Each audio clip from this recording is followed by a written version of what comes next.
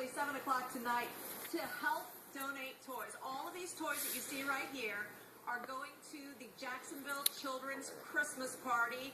It is an annual event that brings thousands of kids out every year. Kids who presumably would not have a Merry Christmas without these gifts. Okay, don't let this small sample fool you guys.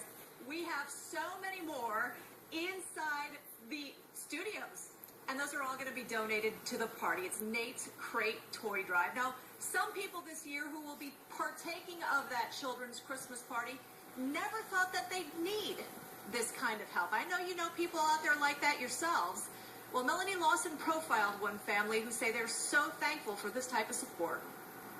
You know, in this economy, there are so many people out of work, people who were living paycheck to paycheck, and that check just isn't coming in anymore. It has changed the face of people who are in need. And I want to introduce you to a family who you're going to help this Christmas season. Meet the Wilsons. She's probably one of the Barbies from, I forgot her name. Lona is showing me her favorite things. She's like you. Yeah. Because you're what? A ballet dancer. And they're the only things she wants for Christmas. A Barbie. What else do you want? A dollhouse. The Christmas list of a 6-year-old. But for a 13-year-old, who's your favorite? Ray. Him? Ray Ray? Mm-hmm. How old is he? He's 14 years old. It's a lot more expensive. I really want a guitar, but the thing that's right next to that is a laptop. You broke all the yoke.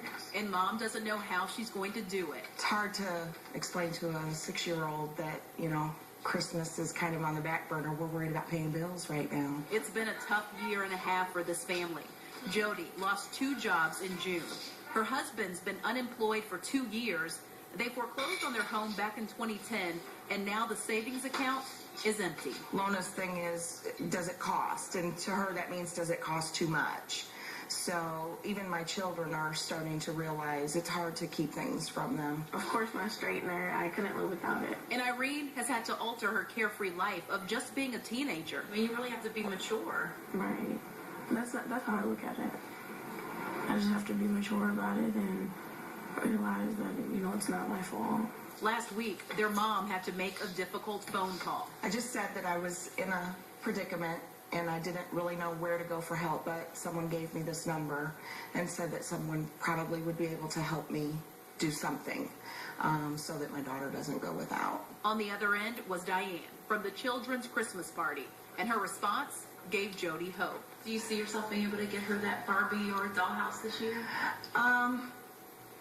Now I do, because they let me know at this event that at the Prime Osborne that she'll be able to pick a Barbie, and they have many Barbies to pick from. Barbies, games, all kinds of toys up for grabs thanks to businesses and your donations. It's humbling for this mom because she's used to doing the giving. But this year, like many families, her story has changed. But luckily, her youngest daughter's Christmas will be merry. What are you grabbing for besides the Barbie? 3 dollhouses. 3 dollhouses. It's going to be a good Christmas, isn't it?